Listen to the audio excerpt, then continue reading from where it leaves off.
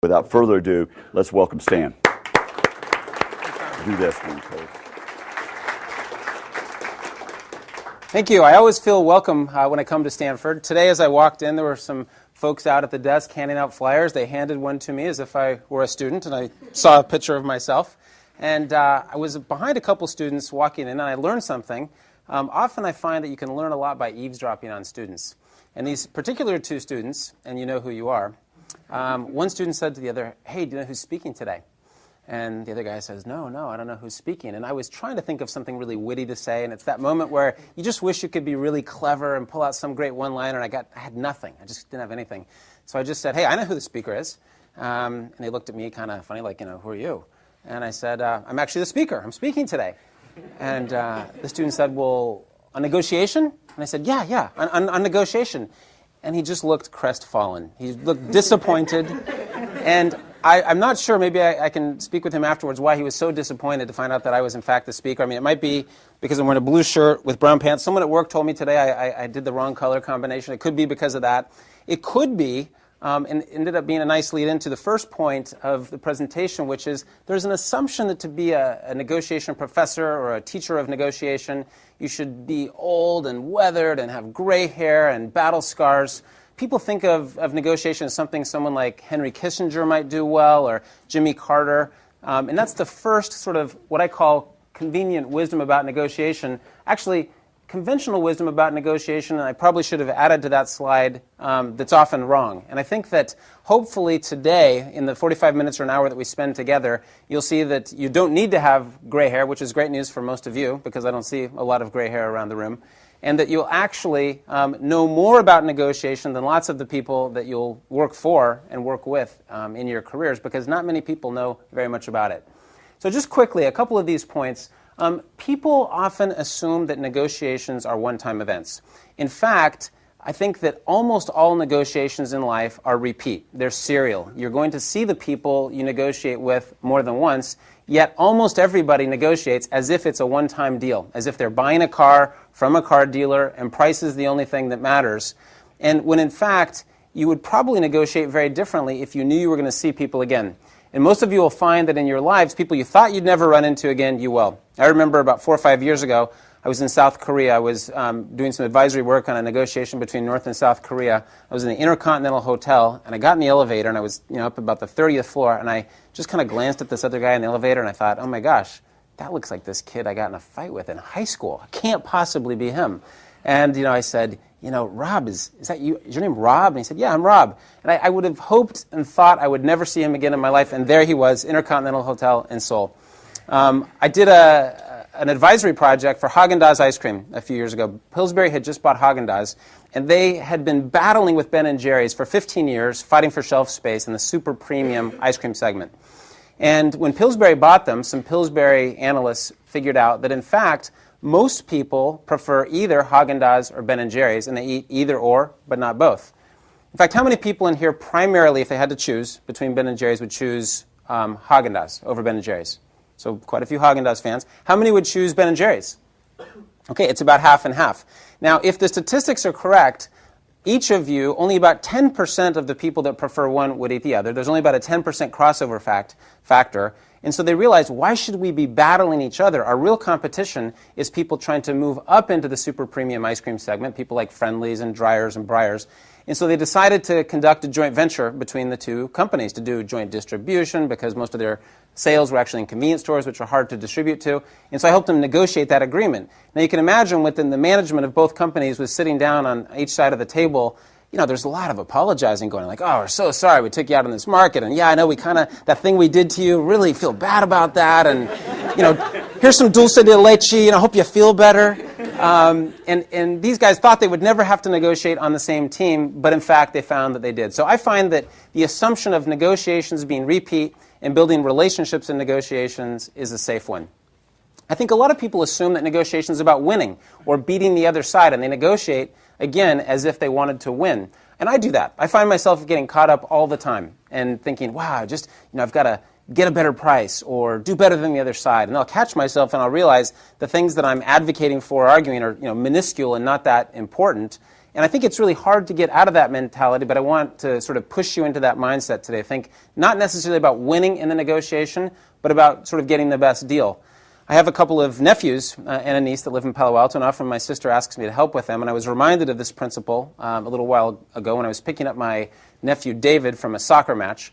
And he was about 10 years old, and he jumps in the car, and I was trying to, make uncle-nephew conversation and not make it too awkward. And I said, David, did you guys win the game? And he paused, and he looked at me, and he said, Uncle Stan, both teams just had a really good time.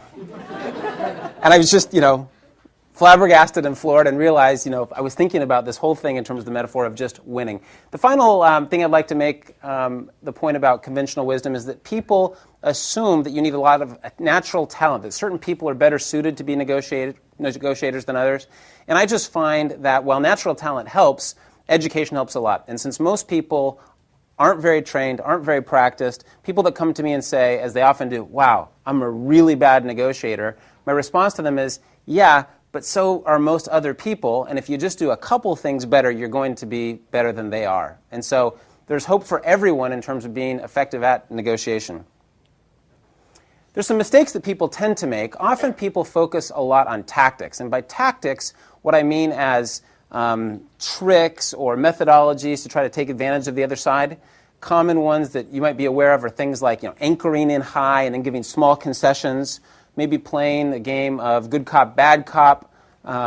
Actually, quick story comes to mind there. I was advising a friend who's a screenwriter on her negotiation with a large entertainment company that will go unnamed, and she said, yeah, I was in the negotiation, and one guy's being really nice to me, and one guy's being really tough on me. And I, the consultant, said, oh, that sounds like a case of good cop, bad cop.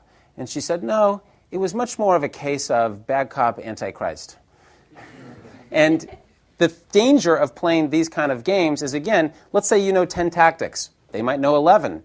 Let's say that they know 9 and you win the negotiation knowing better tactics. People tend to want to try to get even. And if you're going to assume that you're going to see them again, the last thing you want to do is win, quote, the negotiation by playing tactical games on them. And that's what most people do in negotiation. You want to be aware of tactics, but not use them as your primary method of negotiating. I think that people often focus on the wrong things, whether it's they try to win, whether it's they want to not lose, whether they end up, as sometimes students in my class focus on, they're like, hey, I want to make him look really bad in front of the class. There's all kinds of ways that people measure success. And I think that often these measures are partial. They're not very complex. I was doing a mediation down in Chile a couple of years ago between a labor union in the mining industry and management. And down there, labor management negotiations in this country can get tough, but down there it's a whole different deal. I mean, these guys, the labor guys, bring guns to the negotiation for symbolic purposes. And we'd been down there for a couple of months negotiating a deal, and we thought we had a pretty good mediated settlement between the two sides. And all that was remaining was a ratification vote on the part of labor. So we went with the labor team of negotiators to labor, and we said, look, we think this is a good agreement. It's good for management. It's good for the union. It meets a lot of their interests. We strongly advocate and strongly recommend that you ratify it and say yes. Took the vote, several thousand members, and pretty overwhelmingly they turned it down. We were surprised, and we thought, wow, how can you turn this deal down? It's a great deal for both sides. And they said, well, you said it was good for management. And if it was good for management, it can't possibly be that they wouldn't give a little bit more. So go back and see if you can get a couple more concessions. We said, wow, we think we've kind of been over it, and I doubt there's really anything else to get out of this. We think you ought to take the deal you've got. No, go back to management, try to get more. So we went back to management. Not surprising to us, they said, pound sand, we're not giving any more, and it led to a continuation of the strike that was in progress, 6 more months, billions of dollars lost in the mining industry, which was a big part of the Chilean GDP.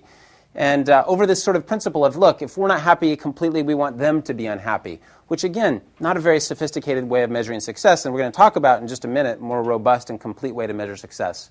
People assuming that the pie is fixed. People often, and lawyers fall into this trap frequently, that they see the primary method of negotiating as advocating for their client, which means try to get more for your client, hence less for the other side, as opposed to being creative and problem solving. And I think that in negotiations, often the task is figuring out how to creatively expand the pie as opposed to just divide up the pie. Not recognizing or questioning assumptions. People will ask me frequently when they hear that my background's in negotiation. They say, well, tell me the 5 things, or tell me the 1 thing. What's the most important thing you have to do to be good at negotiation? I was at a party last night, a cocktail party, and a woman asked me that very question. She says, just tell me 1 thing. What's the secret?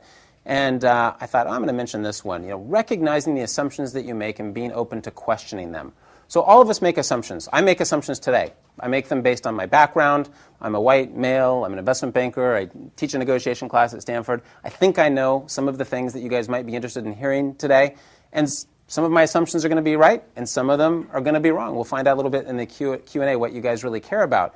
But I think that some people can recognize those assumptions. Not that many people get to the level where they're able to effectively question those. It often takes a pretty cathartic event for that to play into the picture.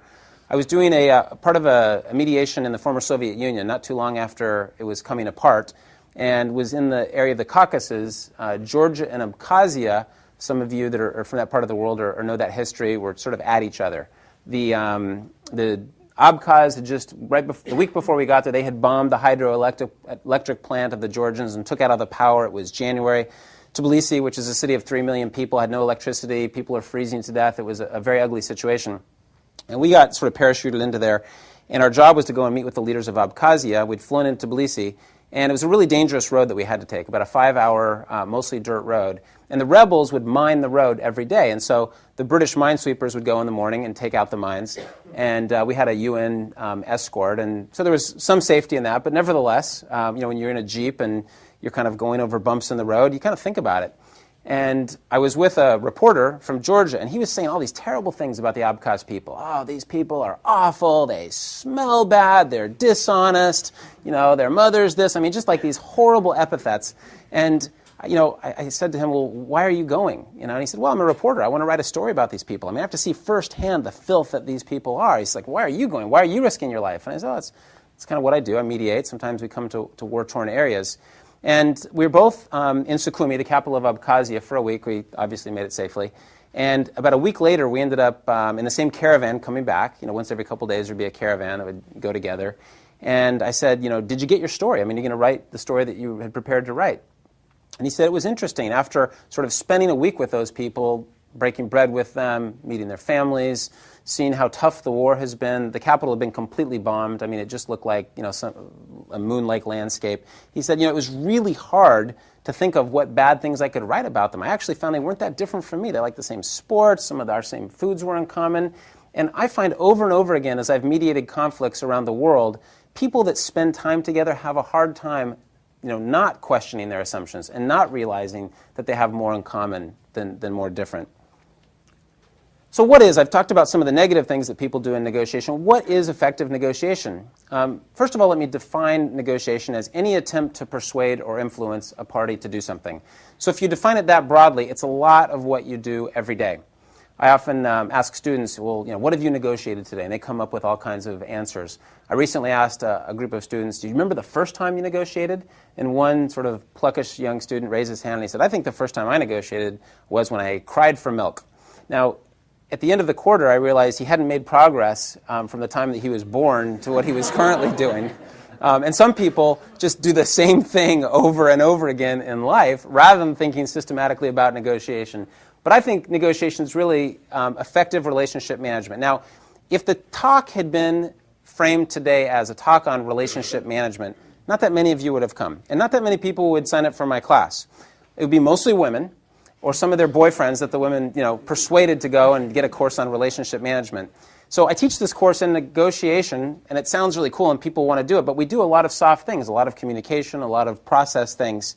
And I think that fundamentally that is what negotiation is about, is how to have relationships and manage them effectively. I think it's an important life skill that everyone, I'm super biased, but I think it's an important life skill that everybody needs, whether you're in the public sector, the private sector, in academics. I mean, academics, if any of you are going into academics, that's the most brutal in terms of negotiation and where you need the most skill. There's some of the hardest waters to negotiate are within academic institutions. I really think that negotiation is about creative problem solving. I say to my engineering students, and I know lots of you are engineers, a thing I repeat frequently is the solution is not necessarily the answer. one of the worries that I have as a teacher here at Stanford is that we're just generating a bunch of analysts. They get to the right answer, but they're not able to actually get much done in organizations. And negotiation, think of it as a tool to get things done, as opposed to just coming up with the right answers. So what I'd like to do for the next 10 or 15 minutes is focus on a framework for negotiation. I think when you think about how to do it, I mean, what do you want to do to be effective at negotiation? You want to prepare. How do you prepare? You need to have a framework to prepare. And this is one useful one that comes out of the Harvard Negotiation Project. Roger Fisher, who wrote the book Getting to Yes, is really responsible for most of it, and he was my mentor, and I learned a lot there from him. And let me just give you an example from the corporate world to illustrate some of these points. So recently, at the investment bank that I work at, Arbor Advisors, we were negotiating with a potential client an engagement letter. And we were through all the difficult points, the fees, et cetera, and we got to what's called the arbitration clause, which means, some of you know, that if we end up in dispute with them, we won't take it to court, but we'll take it to a third-party arbitrator. And they said we would never do that. We would never take an arbitration clause. In fact, if you're not willing to concede on that, we're going to go to a different investment bank. We've already identified them. So they went to this alternative, what they might do if we don't come up with an agreement. And we said, wow, it's kind of surprising. I mean, usually it's in our mutual interest to have an arbitration clause. And they said, no, we want you, so sticking with this point of commitment, we want you to give in, make a commitment, and if you don't, we're going to walk away and go to the other investment banks. They're stuck outside the circle. And I want you to think about the elements inside the circle is where you generally want to be in the negotiation. It's the circle of value and where most of the value is added in the negotiation. So if you're fighting outside the circle, it's hard to get creative and hard to add value. And so after lots and lots of talk about this and probing, I said, well, why is it that you don't want to have an arbitration clause? And they said, well, it's interesting.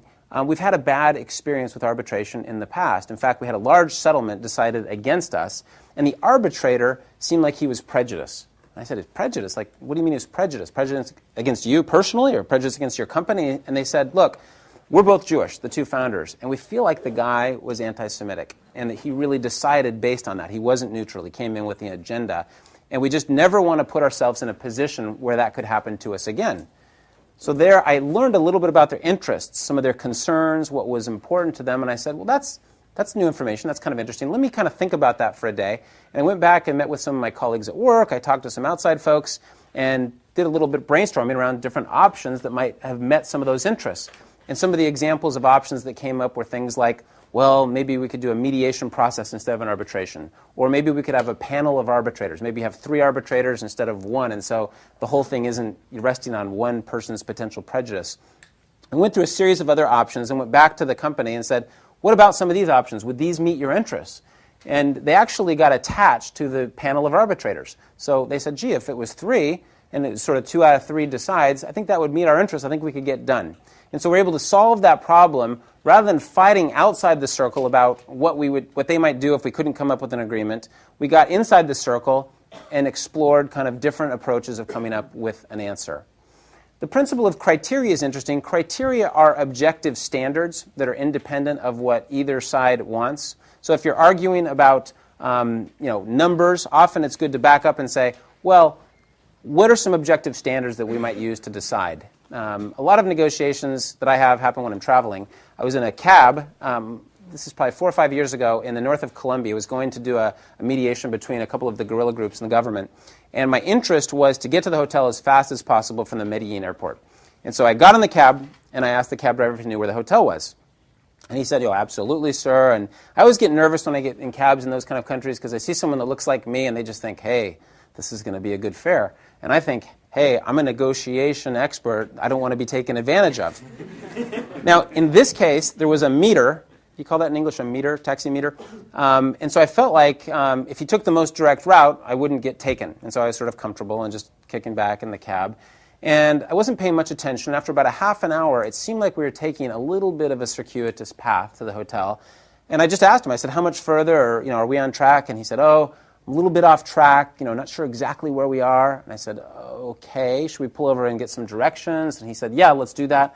We pulled over, and we kept driving. About 20 more minutes, and we were still driving, and we seemed to, again, be doing serpentine. And I said, look, I don't think we're taking the most direct route here. Can you pull over? And I got out of the cab and, thought about figuring out alternative transportation, but, my alternative wasn't very good. My bags were in the cab. Medellin, Colombia, midnight at this point. You don't really want to sort of walk away from that negotiation. So I asked for directions from someone on the street, and then I directed the cabbie to the hotel, and we got there. Now, the amount on the taxi meter was about $60 US, which in Colombia is a lot of money. And the question is, what do you pay him? Do you offer zero? What would you do? And so I thought of this principle of objective criteria, and I said, okay, precedent. Precedent's always a criteria that you can use. And I asked him, like, what do you normally do when you drive around with a client lost? I'm sure it's happened in the past. And not surprisingly, his response was, never happened. First time. This has never happened to me before, which I didn't necessarily believe, but wasn't getting anywhere. I asked him, what about your dispatcher? Certainly your dispatcher knows how much it costs from the airport to this hotel. Would that work? He said, I don't have a dispatcher. I'm independent. So another criteria that didn't work. So finally I said, why don't we go in and talk to the front desk, receptionist or manager, whoever might be there, about what it generally costs from the airport to the hotel. Now, he didn't like that. It didn't seem like a great idea from his perspective. But he had a hard time saying, no, that would be unfair. I mean, we can't do that. That would be ridiculous. So we walked in together, asked the front desk manager. He said it was about $25 US. I paid him the money, and he was gone. Now, I might have started at zero. He might have started at 60. We might have sort of played concessions back and forth and ended up at $25 or $30. And it might have been the same settlement, but we wouldn't have known that it was fair. It wouldn't have been based on any objective standard. And I think that it's really important that you think about basing your agreements on things that are objective, not just what one party wants or what another party wants. The two elements at the top, communication and relationship, I'll just talk briefly about those. They're kind of the processy, sort of touchy-feely way to get into the circle. On communication, since we don't have a lot of time, I won't go into depth here, but one notion to just think about is rather than communication as listening and talking and hearing, think about communication as convincing the other side that you can hear them and that they are being heard. I was talking to someone that used to work with Bill Clinton, President Clinton, and she said, the thing about Clinton was he was an amazing listener. I mean, he would just focus and he would make eye contact, and you could just tell he was internalizing things. And the fact that he was listening was the most important thing in the conversation. And she referred to him as the aerobic listener. And that ended up, making him very, very persuasive in negotiations, his ability to listen. I was doing a mediation in New York with the Pequot, the Native American tribe, the Pequot Indians. Years ago, they were looking to expand their casino efforts. They were one of the first tribes to put casinos on the reservation, and the city council was opposed to it, and we came in as the mediators. And we were at the table. There were several representatives from the tribe, several representatives from the city council, and it wasn't going very well. And there was this one gentleman on the city council who was particularly difficult. I mean, just cut people off constantly, didn't listen, and hard as we tried to facilitate him, he's just one of these guys who was going to speak his mind and not be productive. And it was really hampering our process. And in one particular instance, a Native woman was talking, and he just cut her off, pretty brutally and pretty rudely. And then a woman on the city council, so same side of the table as him on the team, cut him off and said, John, you're just not listening to them. Can you just take a step back and listen to what they have to say? And so that just changed the whole tone of the negotiation, and we caucused at about 15 minutes after that happened. And I went off with the Native folks, and the folks from the city council went off with the other mediator. And what the person on the Native tribe who'd been interrupted said, hey, you guys, there's this one woman on the city council side who seems to get it. I mean, she gets it that the guy on her side's kind of being a jerk, and I think she's kind of reasonable, and I think we could deal with her. Maybe there's a way we can kind of use her to leverage her goodwill towards us. So as the neutral party, what we thought is, gee, let's exploit that, and let's maybe reduce the size of the group and get them off on a sidebar and see if they can make some progress, which we did, and ended up leading to solving the dispute. So that sort of single intervention of sort of showing that there was an air of communication on his side and listening to the other side ended up being very persuasive. So listening isn't just a nice, touchy-feely thing to do. It can be extremely, extremely persuasive in negotiations. Relationship, I've mentioned a couple things about relationship. It's incredibly important that you build relationships, and I define relationships as being able to work out differences effectively. Okay, it doesn't mean you get along. It doesn't mean you like the other side. You're going to have to deal with people your whole life that you don't necessarily want to work with, but you have to. The other thing I find is that people, and I alluded to this before, people often have more in common than they think, and it's about finding things that you have in common with people. I was in another taxi story this weekend. I was in New York City. And for those of you that have taken the taxi ride from JFK to Manhattan, you know there's huge variation in how long that can take. That can take a half an hour if you're lucky, and it can take 2.5 hours if you're unlucky. Well, Friday rush hour in the rain, it was the latter. It took me 2.5 hours after a 6-hour flight.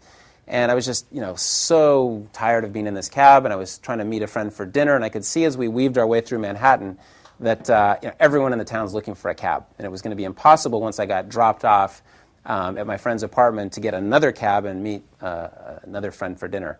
So I said to the cab driver, hey, is there any way that you could wait? I'm happy to pay you. I'll run up, I'll take a shower, I'll take 5 minutes, and I'll be back down, and then we'll go to the restaurant. Wouldn't that be great?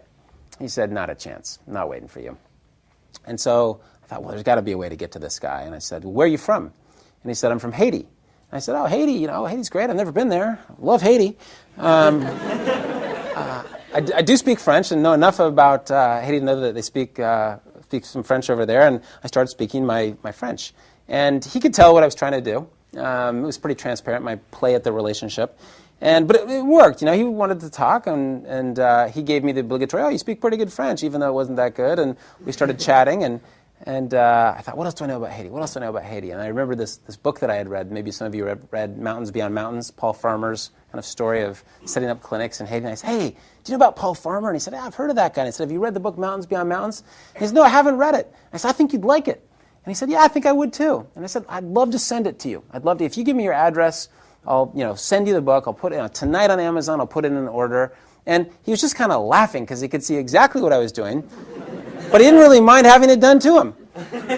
And so we're sort of forming this mini relationship. And so we get to the apartment, and I say, how about it? Do you have 10 minutes you can wait for me? And he says, go ahead, just hurry up. And, he waited for me, and I was able to make it to dinner with my friend on time. So it's kind of a mini relationship story. So you don't have to form long-standing relationships. Agreements are worked out in the context of relationships. Now, people, as I mentioned, often think we don't like the other side. They might cast aspersions, as the reporter from Georgia did on the Abkhaz people. I find that I've worked a lot around the world, as Tom mentioned, a lot on political conflicts and ethnic conflicts. And in one particular one that I was involved in South America, Peru and Ecuador had this long-standing border dispute. And there's about a 50-square-mile chunk of land that every 5 years or so there'd be a little flare-up, and maybe a couple people would get killed, and it would be settled for another 5 years.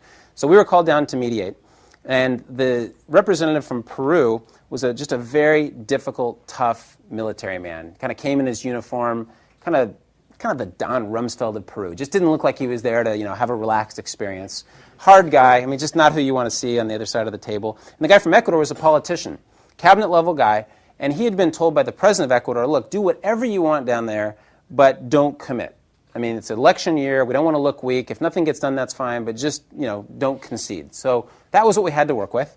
And so we spent a couple of days trying every possible different mediation technique. And it was just kind of one of these things where all of us knew that it wasn't going to work. You could kind of see that you're going through the motions. They're not really into it. And finally, it wasn't me that came up with the idea. It was another guy at my firm. He said, why don't you guys go in the next room and just talk about things without us? We're not really being that helpful, but why don't you go in the next room and see if you can talk about things that don't relate to this conflict. Talk about your families, talk about your religion, just not about Peru and Ecuador and this land, because we're not making progress, and see if you can form a little bit of a relationship.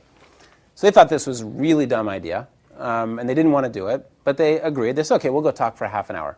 So they went in the next room for about a half an hour, and truth be told, we were kind of eavesdropping and trying to listen to what was going on. And we were hearing bits and pieces, and it sounded like, fairly productive, nothing negative. We didn't hear any loud noises in there. And half hour goes by, they're still talking. 45 minutes, they're still talking. An hour, they're still talking.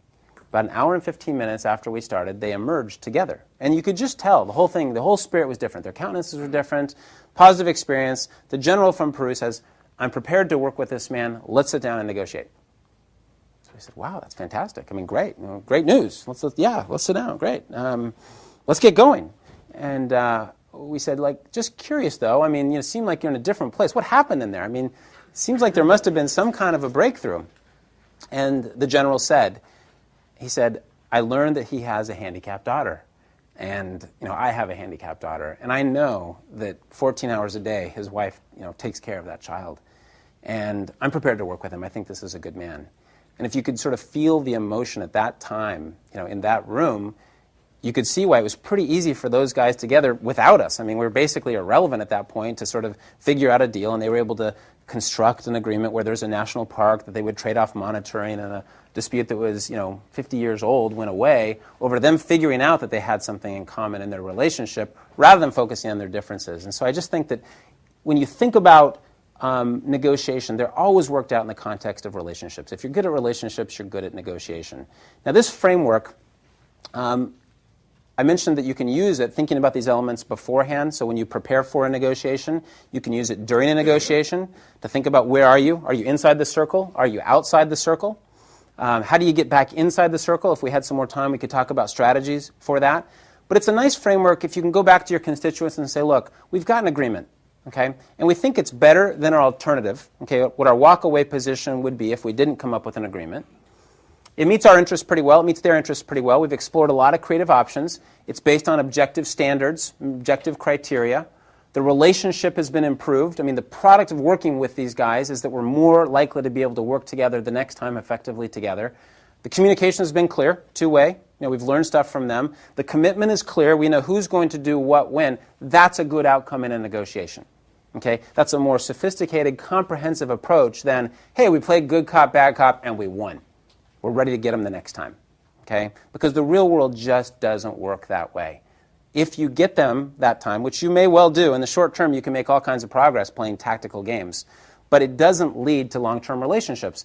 And often students say, well, this seems really soft and touchy-feely, and it's not. I haven't said anything about concede, give in. I've said, think systematically about your preparation, have a framework in mind, and you'll do better.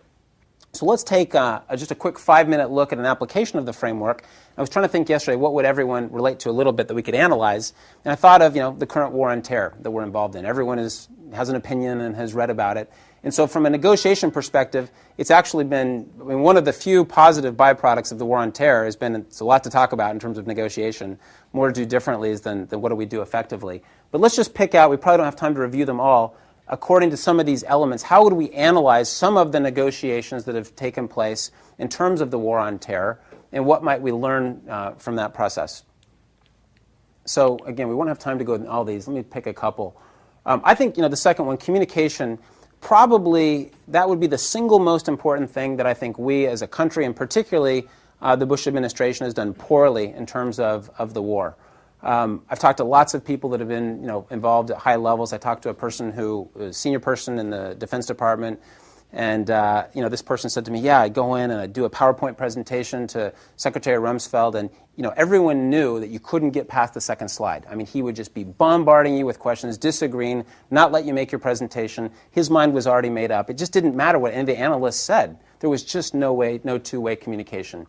Another person who's a senior advisor in the White House, who's responsible actually for giving Bush the messages daily on what's going on in Iraq and giving him the Iraq update. So it was a pretty direct involvement. She said it was just too tough to give him any negative feedback. He just was so invested in his administration and the legacy of his administration being positive and having the war go positively that when you bring him bad news, he couldn't hear it. He just couldn't hear it.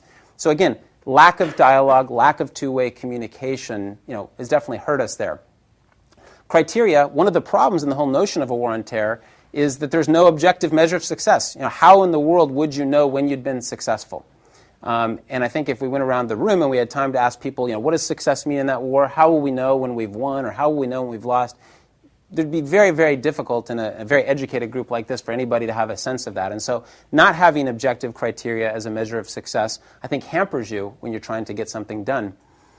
On the point of commitment, one of the things you hear currently, and the administration is changing its position on this slightly recently, thankfully, is, well, we don't negotiate with terrorists. Specifically, they've really cut off, for the most part, dialogue between the U.S. and Syria, the U.S. and Iran. We don't really have diplomatic relations. Huge, huge, huge mistake. You could say horrible things about the Iranian people. You could despise them. You could say that they're terrorists. And if you're not talking to them, if you're not in dialogue, trying to form a relationship, there's no chance that you're going to have anything worked out.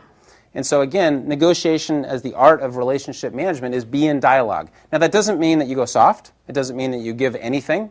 You just want to be dialoguing and communicating. And so what I wrote here, which is separate what you might concede and give them from are you actually communicating them and is there dialogue. It's a big mistake ever to cut off dialogue. I've been in lots of negotiations with in hostage situations with terrorists, you always want to talk. There is no situation I've ever been involved in when I thought closing off dialogue was a good solution.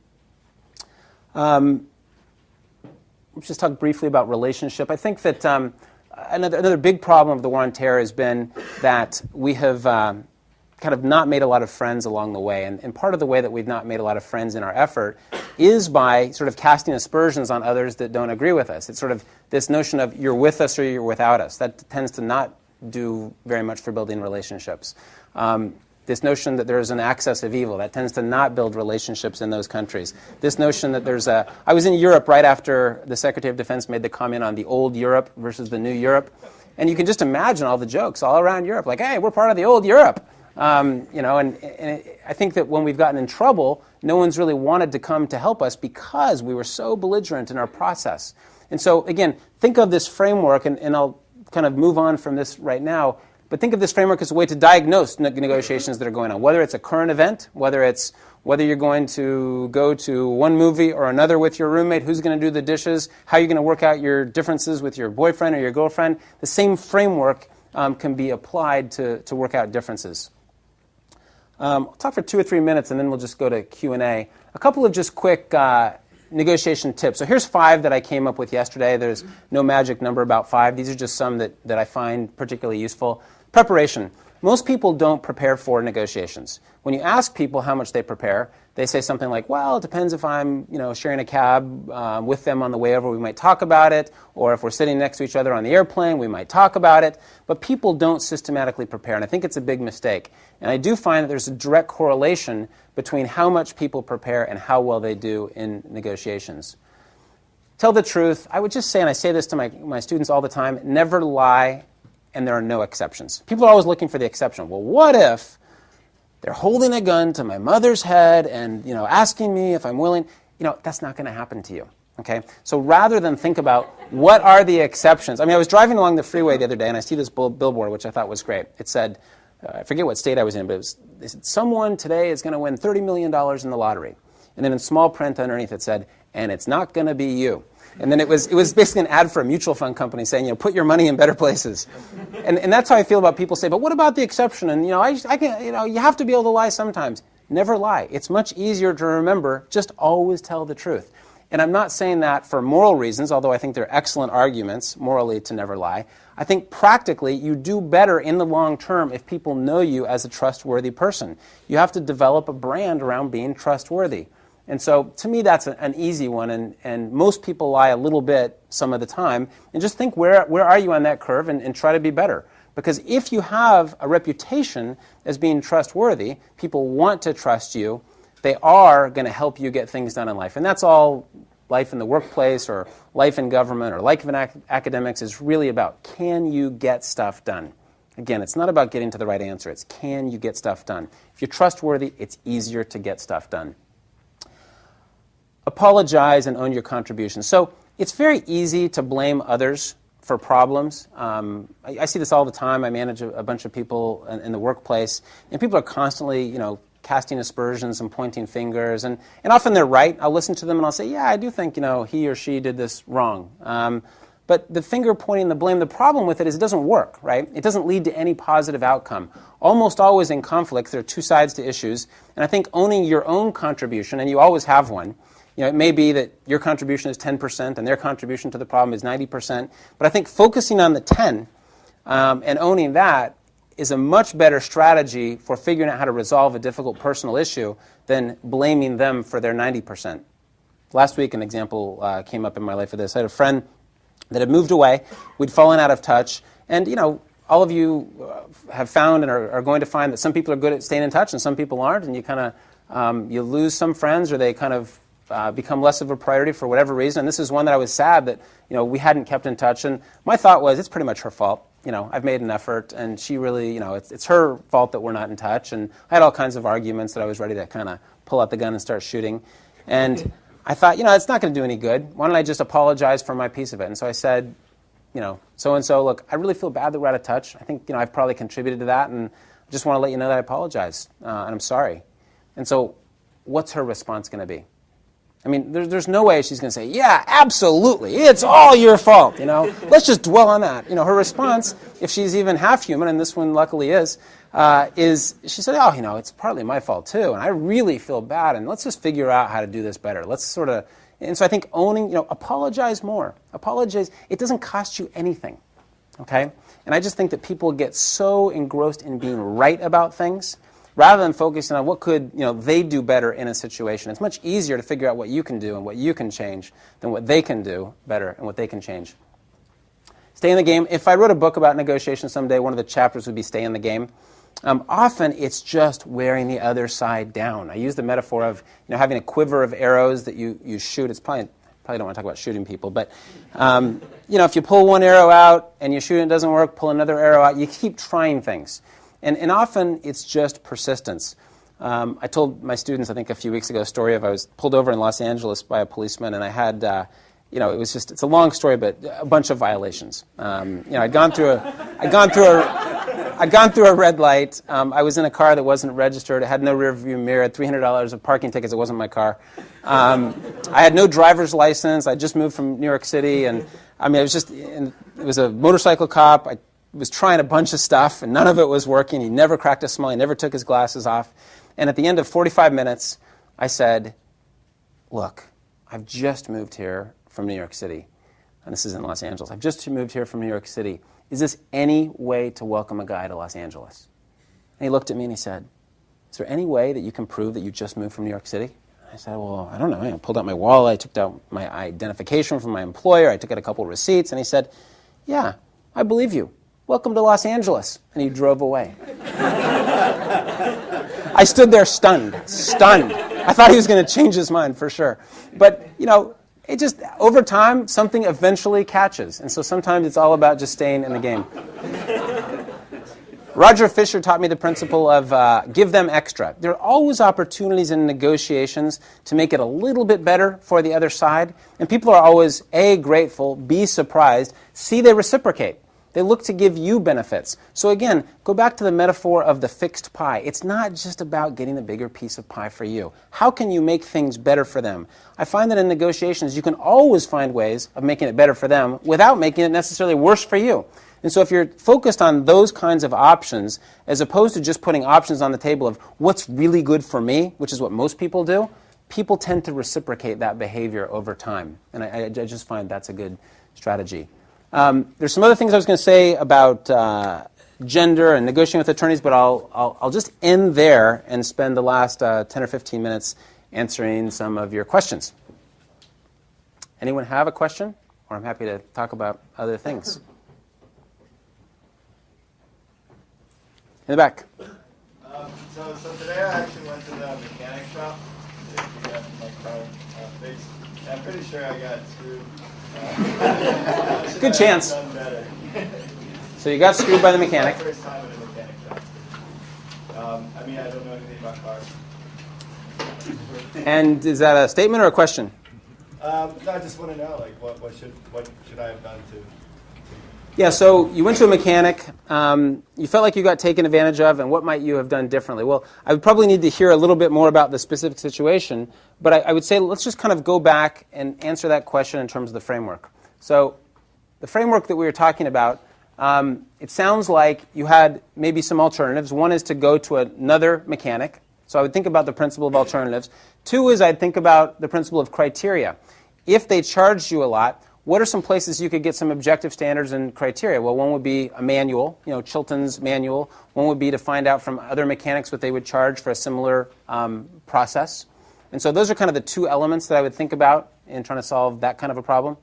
So whenever you're stuck, think about the framework and going back to the framework and decide sort of where you might go. And you might try those two things, and if they don't work, you might take it to a different element. Again, another arrow in your quiver. Might not be telling the truth like you are. Yeah, so if I'm being lied to in a negotiation, sometimes I just process out loud. Now, if you say to the other person, you know what, you're a liar, okay? How effective is that, right? So if someone is going to lie to you, the last thing you want to do is attribute something to them. A different frame on that might be, wow, that's really surprising. It's really different than the data that I have in my experience. Let's kind of figure it out. You may be right. but it's different than my experience and it's different than my assumptions. Let's kind of explore that together. So different frame than just casting aspersions and saying you're a liar. Yeah. What experience insight included negotiating salaries and pay increases? Salaries and pay increases, how do you negotiate them? So salaries and pay increases are about two things, and they happen to be the same two elements of the last question. They're about alternatives and criteria. Okay? So the most important is having objective criteria. So if you're in an organization, and let's say that it's IBM, you want to know, what do other people at your level get paid? How quickly have they been increased in their salaries? So you want to have some good internal objective criteria. You'd also like to have some external criteria. What are they paying at HP for similar roles? What are they paying at Dell if it's an OEM kind of a job for this similar kind of role? So you want to have objective criteria. Number two, you want to think about your alternative. Sometimes you need to, let the other side know, or at least be prepared. If you don't get the salary increase, maybe you'll go work at HP. And often, I'm not saying you necessarily need to threaten with your alternative, but you'd at least like to know that if you walked away, you'd like to have that in your back pocket. So if I know when I go in to negotiate with my manager that I've got a job waiting at Hewlett-Packard and it's 15% more salary than I'm getting at IBM, I'm feeling more powerful when I go into the negotiation. And so developing a good, what's called BATNA, the best alternative to a negotiated agreement when you go in, and having good data about objective criteria, I think is really important. I mean, students, I hire a lot of students because we're an investment bank and we hire a lot of young people. And there are students that will come in and whatever salary you offer them, they ask for more. You could offer them $1 million. No, that's crazy. They got to have more. It's not very persuasive. Now, if they came in and said, gee, the other investment banks are paying more. I've done some research. You guys are 5% lower. That would be super, super persuasive. Or, hey, I've got this offer at Goldman Sachs. They're paying more. That's persuasive. But people who just ask for more no matter what, not so persuasive. Quick note on gender and salary negotiations. So it turns out that, and I don't remember the specific statistics, but most men, something like 70 or 80%, ask for more no matter what they're offered when they come out of business school. I think the research is done on business school students. And the same, and no surprise. What is surprising is that only about 20% of business school women who graduate ask for more. So women tend to think, wow, I'm lucky to have this job, and I shouldn't push, and I shouldn't get more. And men tend to be like, I'm worth more. And so it's just interesting to think about, whether you're a man or you're a woman and you're looking for a job, or if you're hiring a man or a woman, that there are a lot of gender differences in how people approach negotiation. Other questions? Yeah, Mr. Banana. Yeah. How involved were you in the conflict between North Korea and South Korea? I was not personally very involved in the conflict between North and South Korea. We were advising the South Korean government on what they should do, but I never got in the middle of that conflict and didn't actually get up to North Korea. So I was there giving advice to the South on what they should do. So that was the level of involvement. Yes? How do you handle cultural faux pas? Cultural faux pas. Well, I've traveled quite a bit and made quite a few cultural faux pas. And I find that over time, the best thing to do, if you go into a culture, let's just pick France, okay? Now, if you go into France and you start speaking French and sort of acting like you understand the culture and you're good at the language, usually what most French people do is they start correcting your French. And they start saying, well, you don't really get us. We're, French are complicated. And Americans, you guys are really two-dimensional, but we are complicated people. And so what I do when I go to France or any country is I say, you know what? Let me just apologize up front for the fact that my French is so bad, okay? And I've lived in France, for a fair amount of time, but I'm just a neophyte here. And if you'll work with me and help me, as I make those cultural faux pas, I'd really appreciate it. Then they kind of get on your side. Oh no, your French is great, and so great that you're not like most Americans who are really loud, and we hate those people from Texas, and so you kind of get them on. You sort of ask for that relationship, and you form the bond that way, rather than going in and acting like you know everything. And so I think that kind of the humble American is not too frequent character that's played, but that's what I've tried to do over time, rather than kind of go in acting like I know more than I do. Yeah. Other questions? Yeah. Are you actually thinking of writing a book? Am I thinking of writing a book? I've been asked that a lot of times, and I have thought about it a lot and done very little work on it. I think it's just overly committed between my running a small investment bank and teaching a couple classes at Stanford, but eventually, maybe when I get to that older, gray-haired stage and reflect more. Right now my life is focused mostly on applied work and getting things done, and I find research interesting. I just haven't had the time to do it yet. Yes? How did you get into negotiation at the beginning? How did you get where you are now? Yeah, how did I get into negotiation at the beginning?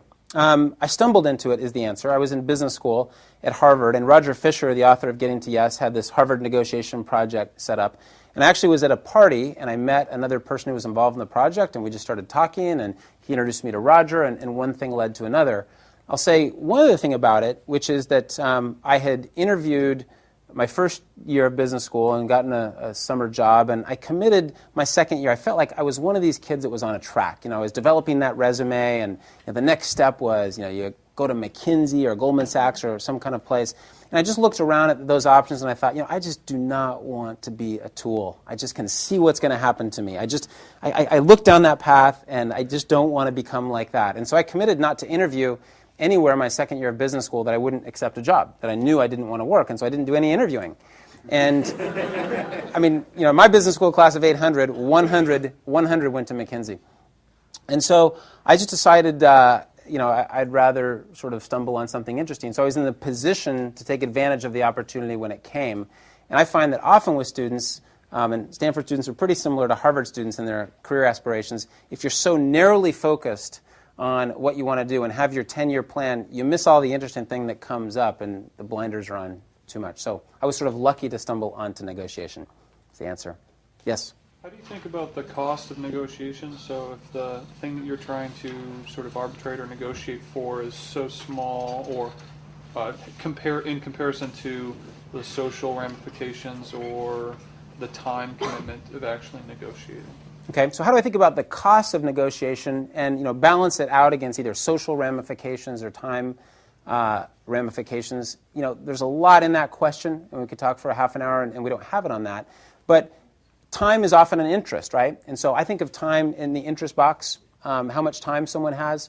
Often people use time to manipulate in negotiation. So they'll say, they'll start to look at their watch and say, look, we've only got 15 minutes here today. And so what I'll say is, look, maybe there's another time. Let's not try to rush it. And so when people try to manipulate with time, I use that kind of response. I think that going to the first part of your question, sometimes you do want to quantify things. And that particularly comes in when you think about objective criteria. So you want to measure, and attach value. If you have a complex multi-party negotiation, there are 26 issues. You want to sort of attach value to each one. And the most important thing is to look at those 20-plus issues as a package, as opposed to going issue by issue. What happens so often in deals, particularly when lawyers negotiate, is they go issue by issue, and you might say something very different on issue B if the result of issue A was different than you thought. And so I think it's really important to look at negotiations as packages of issues rather than to sort of piecemeal away. I know that's a short answer to a good and complex question, but that's what I would do. Yeah? There's a question asked earlier about, like, if you lie at times, then how do you handle that? But at times there are certain people who are like stubborn, like, I know that this is right, and you don't know if he's lying or not. And you say, okay, then you again say, okay, how about we explore this way, or you structure it different way so that it brings and in this case you've already developed a relationship.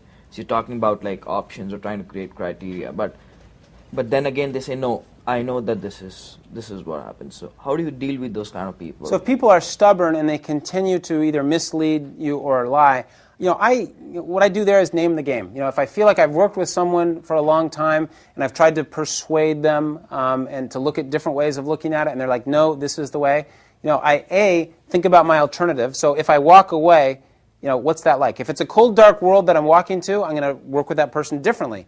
But if my alternative is pretty good, I'm going to think about walking there. And I think that people assume that you have to deal with difficult people in life, and they underestimate their alternatives. And so if you're in a workplace, I interviewed someone today that had been in a workplace where she was working for a manager that she felt was unethical, and she'd been there for 4.5 years. And I said, well, how quickly after you started working together did you feel that individual had some ethics challenges or problems? She said, I knew in the first 6 months. And I said, well, why did you stick it out? I mean, you should probably, as soon as you find that, you're a really talented young person. There are lots of places. She said, yeah, I should have moved more quickly. And so I think sometimes if you're really with someone difficult, think about how good your alternatives are and sometimes be comfortable walking away. I have time for one more question. Yes. Have you ever been involved in a negotiation where you're like, man, I really wish I was on the other side? And how do you deal with that? Have I ever been in a negotiation where I wished I was on the other side of the table? Yeah, all the time. Because your clients, sometimes you don't either agree with them. I mean, one thing that happens in mediation, this isn't quite your question, but in mediation, you have a natural tendency to, you have a natural bias towards the weaker party. Okay? So in labor management, often you sort of naturally side with labor. In a sort of Colombia, mediating between the guerrillas and the government. I mean, the guerrillas, it sounds like they're these savage people, but when you get to know them and you camp out with them in the jungle for a few days, you're like, wow, these people have real concerns and interests. So I think there's a natural tendency to sort of side with the weaker party. Now, your question, which is, if you're on one side advocating, do you ever wish you had the other hand? Absolutely. Absolutely. I mean, it's nice to have resources. So if you're on, I'm trying to think of an example. So if you're representing, in our business, if you're representing a client and you're negotiating against someone that, and your client sort of is this small little tiny company and the big company has all these resources and their alternatives, their baton is really good, you'd love to be negotiating for them because they have all the resources in the world. But what we do, we sort of call ourselves the Robin Hood of investment banks. We want to be advocating for the small guy, right? We want to protect them from the large private equity firms or the large strategic acquirers. So it's kind of fun to have less of a good hand in cards sometimes and see if you can do well despite that. And I find, and it's a good place to close, I find that often people think about power and leverage in an unhelpful way. Because I'm young, because I have no resources, because my company's small, I have no chance. I just have to give in to the big guy. And I find that if you look at the most effective negotiators, they often started with very little power. Look in the public sector side, Gandhi. So he's this little Indian guy wandering around this big country. Did he have much power when he started? No. And he became one of the most effective negotiators in the history of sort of public sector negotiations. People often ask me from a business perspective, who have I negotiated against or with that's really tough and good and I respect? Michael Dell, the guy who was just unbelievable at the negotiation table. Okay, when Michael Dell started Dell Computers in his dorm room, at the University of Texas, and he was going up against Hewlett-Packard and IBM and those guys, did he have a lot of power? Did he have a lot of leverage? No. He was really, really effective at negotiation, and he got ahead. And so I think that there's a propensity sometimes and a tendency to think if you have the weaker hand, you need to concede or give in. And what I think is, if you have the weaker hand, it's more fun, and you just have to be more effective at negotiation. Thanks a lot.